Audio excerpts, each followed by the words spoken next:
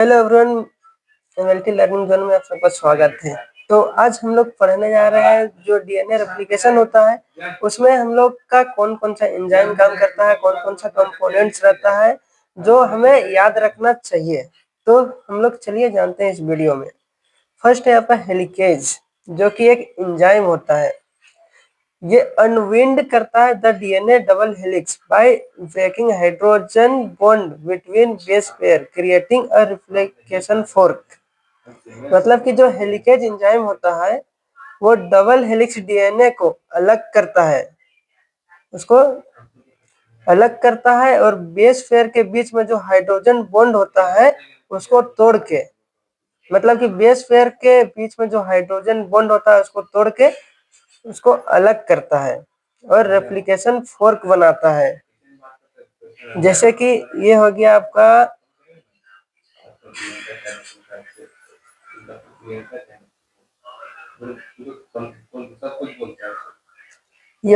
DNA. इसका बीच में जो हाइड्रोजन बॉन्ड रहता है उसको तोड़ता है और रेप्लिकेशन फोर्क बनाता है। ऐसे करके रेप्लिकेशन फोर्क बनता है, जो आपका हेलिकेज एंजाइम है उसका काम है। उसका नीचे देखते हैं सेकंड में single strand binding protein SSB। ये bind to separated DNA strand to prevent reannealing and stabilize the single strand. Separated DNA strand से बाइंड होता है और बचाता है रीनीलिंग से और स्टेबल रखता है सिंगल स्ट्रैंड को। सिंगल स्ट्रैंड मतलब समझ रहे हैं? जैसे कि ये हो गया आपका, ये हो गया सिंगल स्ट्रैंड, इसको बचाता है रीनीलिंग से। रीनीलिंग क्या होता है? हीट होता है, हीट होने के बाद कूल होता है, उससे बचाता है। प्राइमेज एंजाइम, प्राइमेज क्या करता है? Synthesize for RNA primer to provide starting point for DNA polymerase.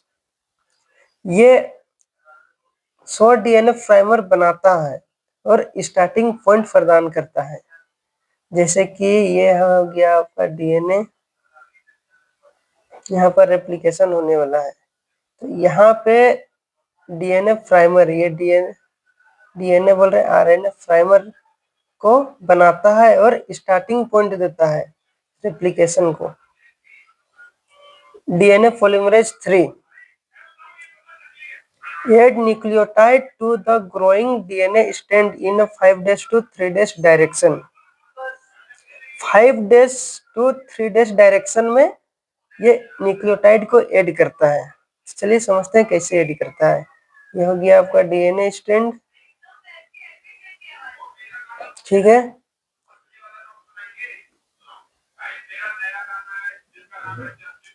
ये हो गया 5 days to 3 days। इसके बाद ये हो गया आपका 3 days to 5 days। तो ये जो बनेगा आपका, इसमें 3 days to 5 days इसमें न्यूक्लियोटाइड ऐड करता है। यहाँ पर प्राइमर रहेगा, उसके बाद न्यूक्लियोटाइड ऐड करता है। चलिए इसका आगे देखते हैं। डीएनए लाइगेज, यह भी एक एंजाइम है जो कि join Okazaki fragment on the lagging strand by forming phosphodiester bond creating continuous DNA strand. Okazaki fragment को जोड़ता है, मतलब जोड़ना इसका काम रहता है। जो लैगिंग स्ट्रैंड में फॉस्फोडाइस्टर बॉन्ड के द्वारा लगातार डीएनए स्ट्रैंड बनाना, और ये जोड़ने का काम करता है DNA ligase. Topoisomerase prevent supercoiling ahead of the replication from by making temporary cuts in the DNA। सुपरकॉइलिंग से बचाता है टोपोआइसोमेरेज और टेम्पोररी कट्स लगाकर डीएनए में। मतलब कि ये हो गया आपका डीएनए, इसमें कट लगाया, इधर अलग हो गया, इधर अलग हो गया, इधर भी रेप्लिकेशन हो रहा है, इधर भी हो रहा है। तो इससे होता है क्या कि सुपर कॉइलिंग से बचता है, कॉइल टाइप का नहीं बनता है, उससे बचाता है टोपोआइसोमेरेज। अब एक है ओकाजाकी फ्रेगमेंट। क्या होता है, जो मैंने हेलिकेज में पढ़ा था, जो कि मैंने हेलिकेज में बताया था। Short segment of DNA synthesize on the lagging strand. Lagging strand में जो छोटा सेगमेंट बनता है डीएनए का, उसको हम लोग बोलते हैं ओकाजाकी फ्रेगमेंट। लैगिंग स्ट्रैंड में डीएनए का छोटा सेगमेंट बनता है। और एक है आपका आरएनए प्राइमर।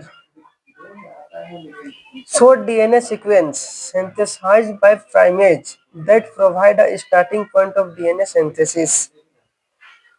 प्राइमर के द्वारा शॉर्ट आरएनए सीक्वेंस बनाता है और प्रोवाइड करता है स्टार्टिंग पॉइंट, किसके लिए, डीएनए सिंथेसिस के लिए। जैसे कि आपको बताए थे आरएनए प्राइमर, इसमें ये हो गया आपका आरएनए प्राइमर।